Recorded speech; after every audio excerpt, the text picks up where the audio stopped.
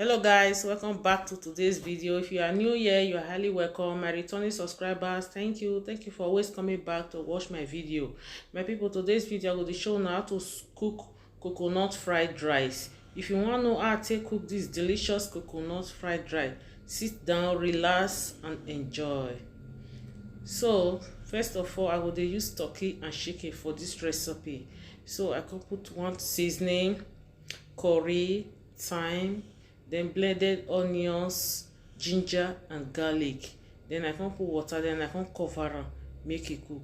Abeg my people, if you never subscribe, abeg make you not forget to subscribe o. Make you like, make you share, okay? Trust me, you no go ever regret to know this channel.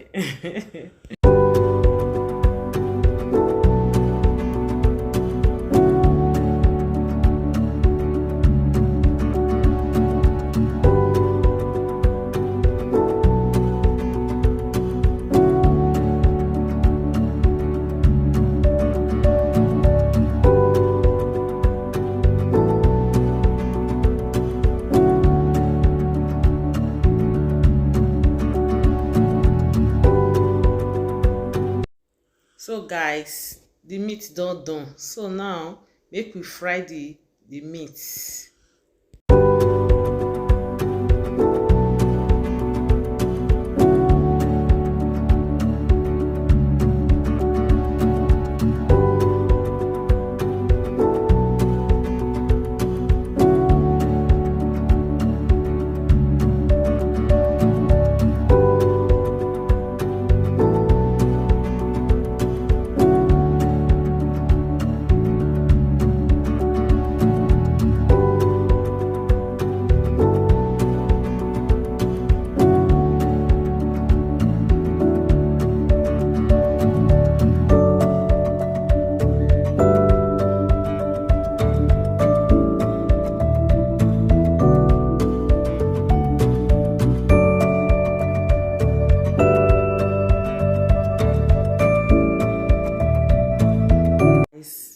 So guys, as the meat dey fry, I introduce the ingredients una. So this na red bell pepper, green bell pepper, yellow bell pepper, carrots and green beans. As you guys can see now, 3 days ago now I slice all these things now that I can put them for freezer may not spoil. So that is one of the see some highs for the vegetables.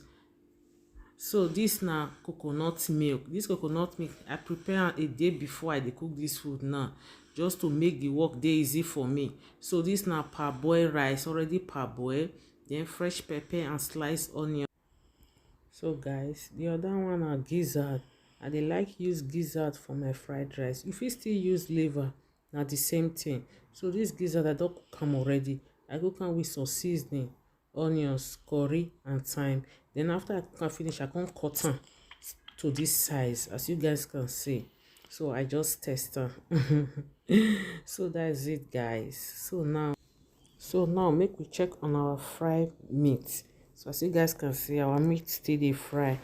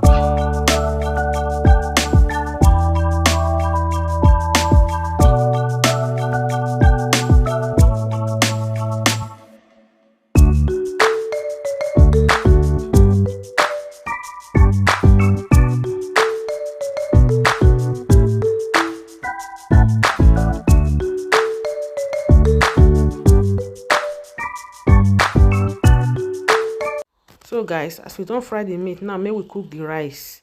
Then that time my meat stock, then I can pour my coconut milk inside the meat stock. Then I can cover and make it boil. Then after it all boil, then I can put my parboiled rice.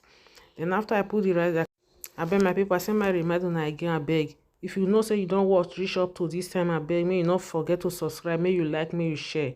Okay, so after that I can put one seasoning, then I can put some curry, I can put thyme, then I can put salt, then I can put my sliced onions and pepper, as you guys can see. Then I can turn, I can cover and make it cook.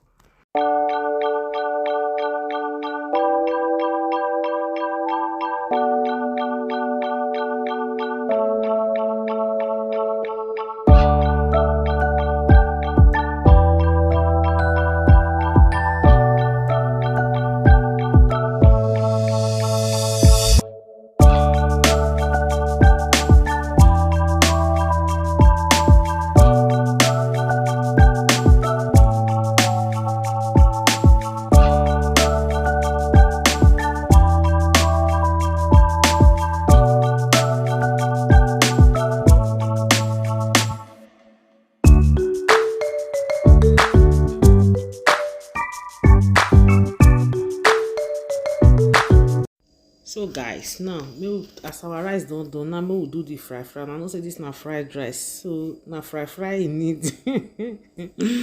Now I can put my pan for fire, then I can put groundnut oil. That now my leftover groundnut oil where I take fried meat remain. Then I can put some more, then I can put my gizzard, then I can fry the gizzard some more for like 2 minutes. Then I can put the red, the green, and the yellow bell pepper, and the carrot, the green beans. Then I all put it together. Then put salt. Then I just fry it for like 3 minutes. After I don't fry for like 3 minutes, then I just add my rice. That's it. I just fry the rice together with the vegetables for like 1 minute.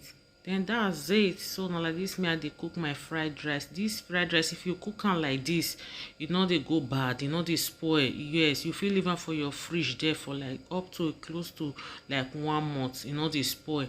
So na make me dey like to fry my fried rice like this.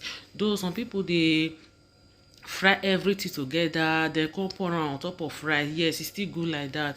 So but for me, I dey like to cook my fried rice like this, though e dey take time, but now I like pass. E dey give me that good taste, that taste of 3 years fried rice.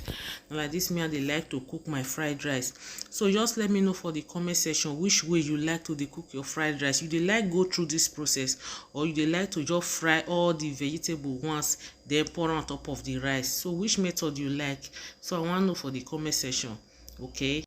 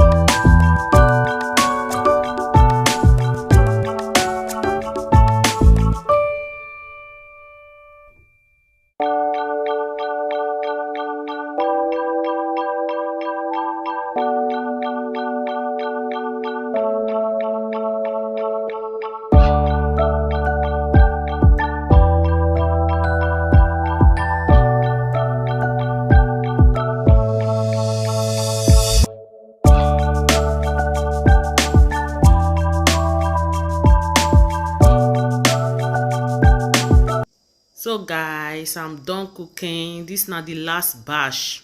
As you guys can see, this rice tastes so good, guys. Trust me, this rice is sweet. It tastes so good.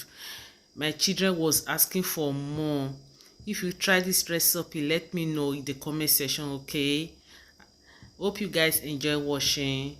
I will see you all in my next video. Bye bye.